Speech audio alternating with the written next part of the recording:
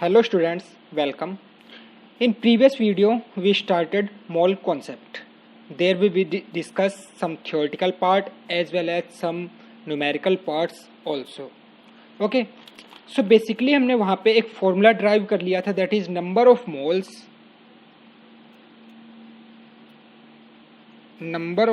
equal to given mass upon में molar मास. ये formula हमने ड्राइव कर लिया था. ये फॉर्मूला आया कैसे था? देखो इसके लिए क्या अल्टरनेट है. जैसे यहाँ पे क्वेश्चन है, calculate the number of moles in 44 gram of CO2. Number of moles बताने हैं 44 ग्राम ऑफ CO2 में.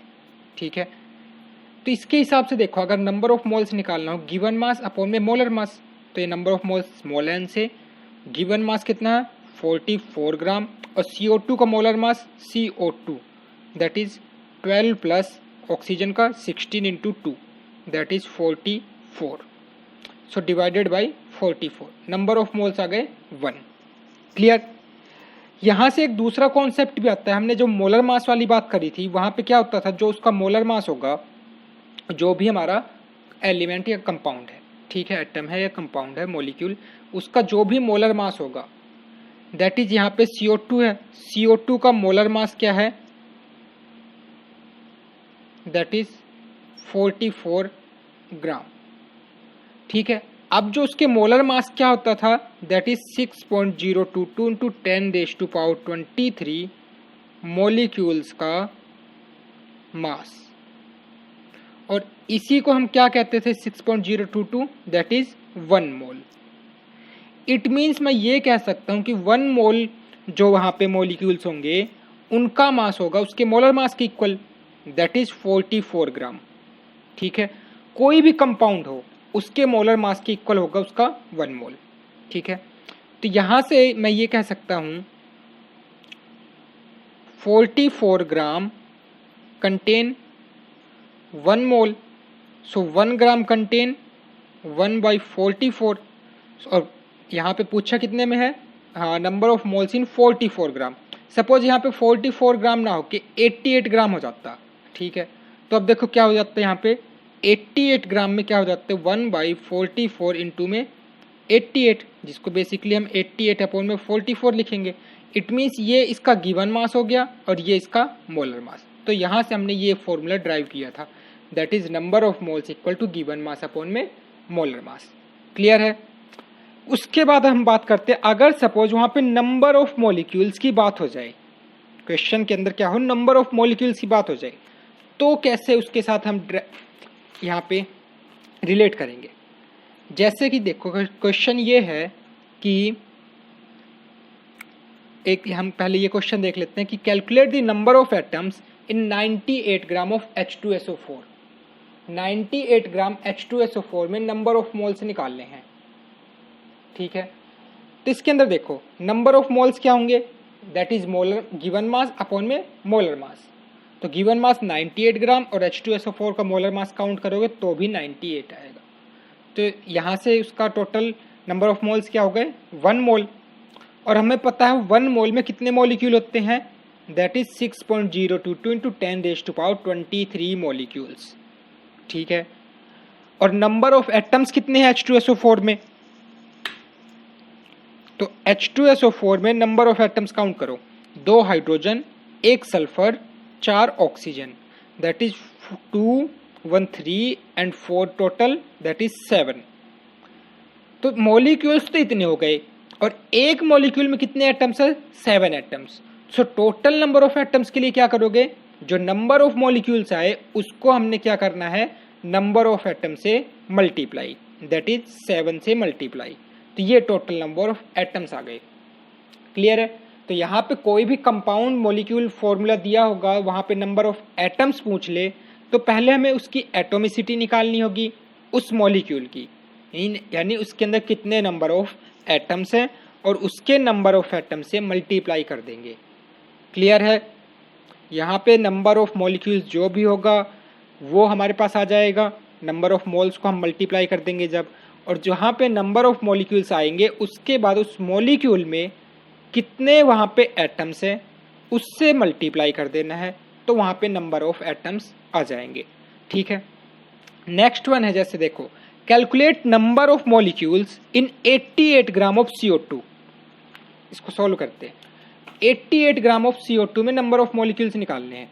देखो 88 ग्राम ऑफ CO2 में नंबर ऑफ मॉलिक्यूल्स बताना, नंबर ऑफ एटम्स भी हम निकाल देंगे। देखो यहाँ से नंबर ऑफ मोल्स क्या हो जाएगा, गिवन मास अपॉन में मोलर मास।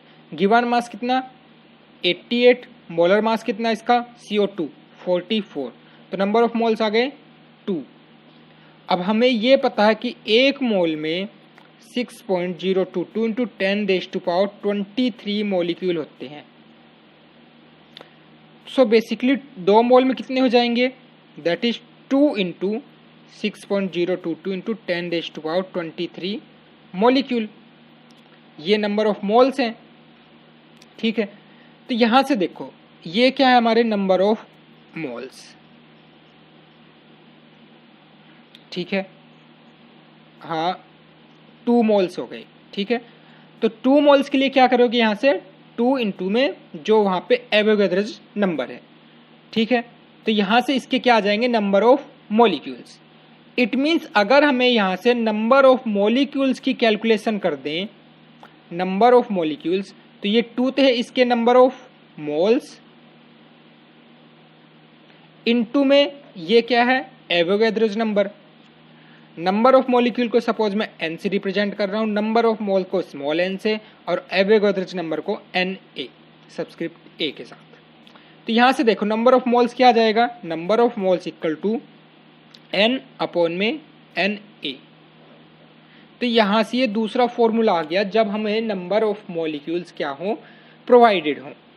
तो देखो नंबर ऑफ मॉलिक्यूल्स फिलहाल अभी हमें निकालने हैं, तो इसके अंदर 2 डाटा गिवन है, नंबर ऑफ मोल्स यहाँ से हमने फाइंड आउट कर लिया, और एवोगैड्रोस नंबर तो ऑब्वियस सी बात है, पता ही है, तो यहाँ से नंबर ऑफ मॉलिक्यूल्स निकल जाएंगे।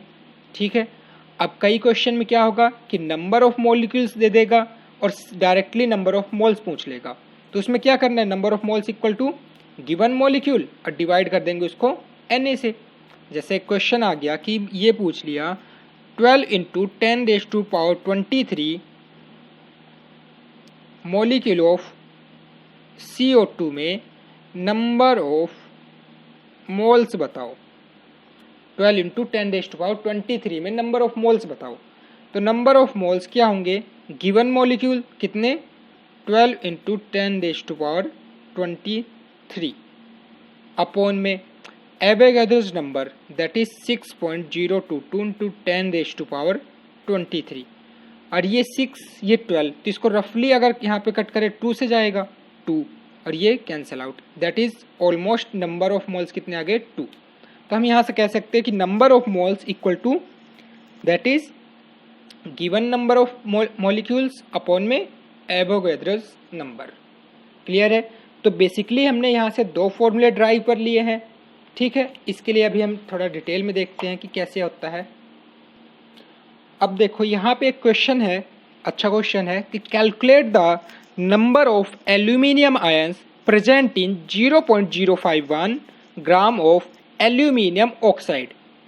एल्यूमिनियम ऑक्साइड के 0.051 ग्राम में कितने नंबर ऑफ एल्यूमिनियम आयंस है। ठीक है, क्या पूछा है, नंबर ऑफ एल्यूमिनियम आयंस पूछा है। तो पहले तो एल्यूमिनियम ऑक्साइड का हमें फॉर्मूला पता होना चाहिए। एल्यूमिनियम ऑक्साइड का फॉर्मूला ड्राइव करोगे तो क्या होगा, एल्यूमिनियम पे +3 वैलेंसी, ऑक्सीजन पे -2, तो यहाँ से क्रॉस वैलेंसी, तो हमारे पास एल्यूमिनियम का फॉर्मूला आ गया Al2O3।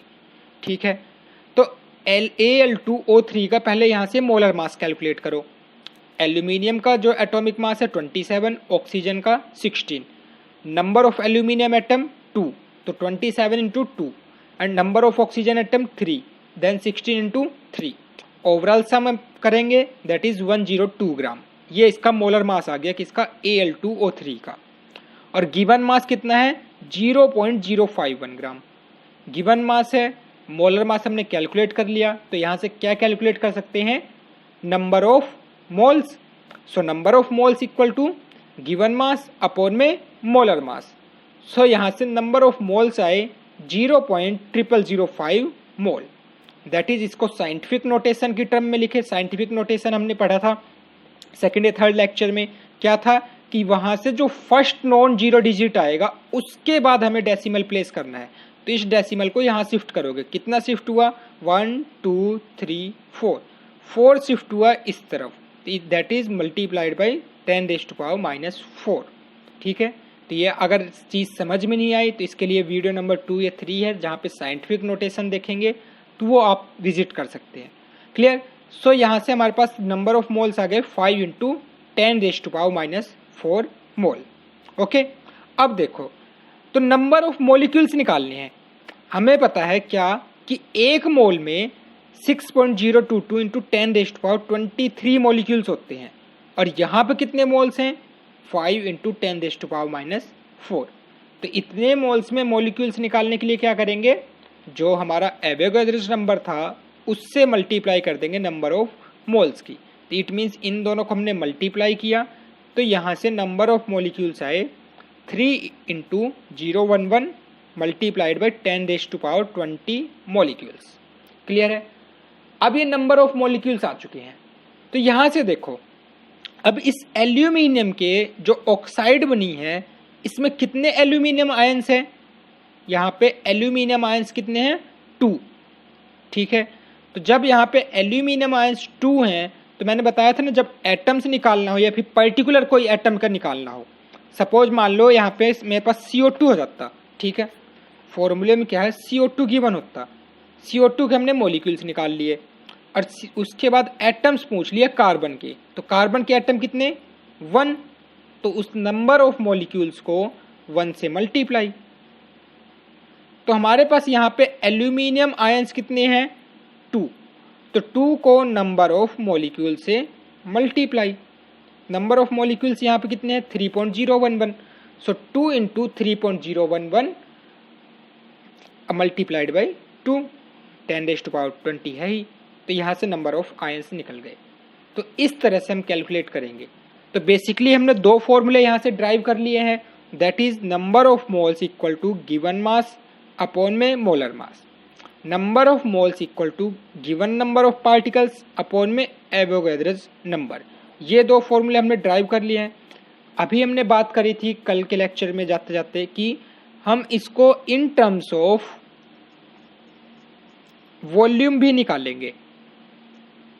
अगर इन टर्म्स ऑफ वॉल्यूम हमें नंबर ऑफ मोल्स निकालने हो तो क्या करें, सपोज ये कह दे कि मेरे पास 20 ml H2 गैस है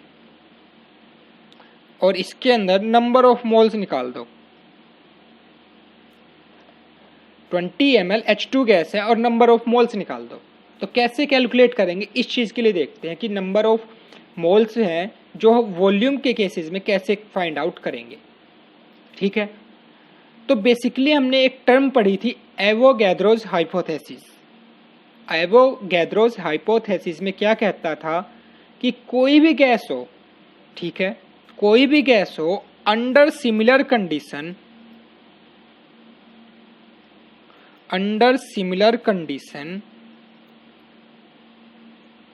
equal volume of all gases contain equal number of molecule। Similar condition पे equal volume of all gases contain equal number of molecules. ठीक है, तो सेम टेम्परेचर प्रेशर की कंडीशन पे जितना वॉल्यूम एक गैस का है उतना ही वॉल्यूम दूसरे गैस का लेंगे, तो उनके अंदर जो नंबर ऑफ मॉलिक्यूल्स आएंगे वो सेम आएंगे। क्या कहने का मतलब था कि सपोज मेरे पास क्या है 20 ml CO2 और मेरे पास है 20 ml SO2, और मैंने दोनों के लिए कंडीशन क्या रखी, सेम कंडीशन है सेम। तो इनके जो नंबर ऑफ मॉलिक्यूल्स आएंगे, सपोज इसके number of molecules n molecules 20 ml CO2 में, सो इसके भी नंबर ऑफ मॉलिक्यूल्स आएंगे n मॉलिक्यूल्स। ठीक है, ये चीज कॉन्सेप्ट हमारे पास ऑलरेडी क्लियर था। अब देखो, तो यहां से हम ये कह सकते हैं कि 1 मोल, ठीक है, एक मोल में हमारे पास क्या होता था, दैट इज 6.022 इंटू 10⁻23 पार्टिकल्स। ठीक है, तो ये इतने यहाँ पे मॉलिक्यूल्स आ जाए, पार्टिकल्स है और फिलहाल मॉलिक्यूल्स की बात कर रहे हैं। तो एक मोल में कितने, इतने मॉलिक्यूल्स हो जाएंगे। ठीक है, एक मोल में इतने मॉलिक्यूल्स हम फाइंड आउट कर सकते हैं। तो अब जब हम बात कर रहे थे कि अंडर सिमिलर कंडीशन, तो हम बेसिकली एनटीपी लेंगे।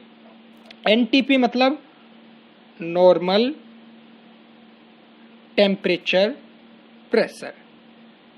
तो जब नॉर्मल टेम्परेचर प्रेशर रखा जाएगा, टेम्परेचर हमारा यहाँ पे 20 डिग्री सेल्सियस रहेगा और ठीक है, और प्रेशर रहेगा 1 बार। तो इस कंडीशन में क्या करेंगे, जो 1 मोल मॉलिक्यूल्स हैं दैट इज 6.022 इंटू, इस कंडीशन पे एनटीपी पे एक मोल के अंदर कितने मॉलिक्यूल्स हैं, 6.022 इंटू 10⁻23 मॉलिक्यूल्स। ये जो है that is 22.4 litre volume occupy करेंगे, किसी भी गैस का हो। ठीक है, तो यहाँ से अगर मैं ये कहूँ कि एक मोल CO2 एनटीपी कंडीशन पे कितना वॉल्यूम ऑक्यूपाई करेगी, 22.4 लीटर। एक मोल O2, ठीक है, एनटीपी पर कितना वॉल्यूम ऑक्यूपाई करेगी, 22.4 लीटर। एक मोल SO2 एनटीपी पर कितना वॉल्यूम ऑक्यूपाई करेगी, 22.4 लीटर। मैं यहाँ पे कह दूँ 2 मोल, ठीक है, 2 मोल कार्बन मोनोऑक्साइड कितना वॉल्यूम ऑक्यूपाई करेगी एनटीपी पर, 44.8 लीटर। कैसे, देखो एनटीपी पर एक मोल जब इतना ऑक्यूपाई कर रहे हैं तो 2 मोल क्या हो जाएगा, 2 इंटू वॉल्यूम, तो 2 into 22.4 that is 44.8 litre. So basically हमें यहाँ से निकाल सकते हैं कि हमें एक मोल का पता होगा और जितने नंबर ऑफ मोल्स आ गए तो वहाँ से वॉल्यूम निकाल सकते हो। तो यहाँ से क्या फॉर्मूला ड्राइव हुआ कि देखो, सपोज क्वेश्चन ये हो गया कि 100 ml CO2 में नंबर ऑफ मोल्स बताओ, number of moles 100 ml CO2 में। अब देखो क्वेश्चन क्या हुआ, 100 ml CO2 में, तो यहाँ से ये कह सकते हो कि हमारे पास एक मोल CO2 ऑक्यूपाई करता है कितना, 22.4 लीटर। ठीक है, ये 22.4 किस में, लीटर में है। एक मोल CO2 22.4 लीटर, या फिर इसको जस्ट रिवर्स लिखना चाहे तो 22.4 litre contain 1 mole CO2। So 1 litre contain 1/22.4 mole of CO2, और पूछा कितने में, 100 ml में, तो इसको लीटर में कन्वर्ट करोगे दैट इज 0.1 लीटर में। तो 0.1 लीटर में 22.4 multiplied by 1/22.4 multiplied by 0.1 mole of CO2। इसको सिंप्लीफाई यहाँ से लिख सकते हो कि दैट इज 0.1 डिवाइडेड बाई 22.4। ठीक है, एक 22.4 लीटर में एक मोल, 1 लीटर में इतने मोल और 0.1 लीटर में इतने मोल। इट मीन्स यहाँ से नंबर ऑफ मोल्स हम कैलकुलेट कर रहे हैं। तो कैसे आया, ये 0.1 क्या था, गिवन वॉल्यूम, और 22.4 लीटर हम लेंगे जब टेम्परेचर कंडीशन क्या हो, एनटीपी। यहाँ पे प्रोवाइडेड था एनटीपी कंडीशन पे। ठीक है, तो यहाँ से हम कह सकते हैं कि नंबर ऑफ मोल्स जो आ गए, एक जनरल फॉर्मूला आ चुका है क्या, गिवन वॉल्यूम अपॉन में 22.4 किसमें, लीटर में, और जब कंडीशन क्या हो एनटीपी पे, वहाँ पे कंडीशन हमें मिलेगी एनटीपी। ठीक है, नॉर्मल टेम्परेचर प्रेशर। तो जब नॉर्मल टेम्परेचर प्रेशर रहेगा तो ही हम ये कंडीशन अप्लाई करेंगे। तो अब हमारे पास तीनों फॉर्मूले आ चुके हैं नंबर ऑफ मोल्स के लिए। ठीक है, जो नंबर ऑफ मोल्स हमें कैलकुलेट करने हैं उसके लिए हमारे पास तीनों फॉर्मूले आ चुके हैं। एक नंबर ऑफ मोल्स क्या होगा, गिवन मास W अपॉन में मोलर मास। दूसरा क्या होगा, that is number of given molecule upon में एवोगैड्रोस नंबर। तीसरा फॉर्मूला गिवन वॉल्यूम किसमें, लीटर में, अपॉन में 22.4 लीटर, कब, कंडीशन जब हो एनटीपी। तो ओवरऑल हमारे पास ये 3 फॉर्मूले आ चुके हैं और ये तीनों फॉर्मूले आपस में इंटर रिलेट भी कर सकते हैं। ठीक है, तीनों फॉर्मूले को आपस में इंटर रिलेट करके कोई भी डाटा पूछ सकता है। ठीक है, जैसे कि क्या हो गया, एक क्वेश्चन हमने ले लिया, सपोज क्वेश्चन ये दे दिया कि 12.044 into 10⁻23 molecule of CO2 contain, ठीक है, हाँ, given 12.044 into 10⁻23 molecule of CO2 given, okay, and find out हाँ given mass in that is 12.044 into 10⁻23 molecules, means इतने मॉलिक्यूल्स का मास निकालना है। कैसे निकालोगे, हमें नंबर ऑफ मॉलिक्यूल्स पता है फिलहाल और हमें गिवन मास निकालना है।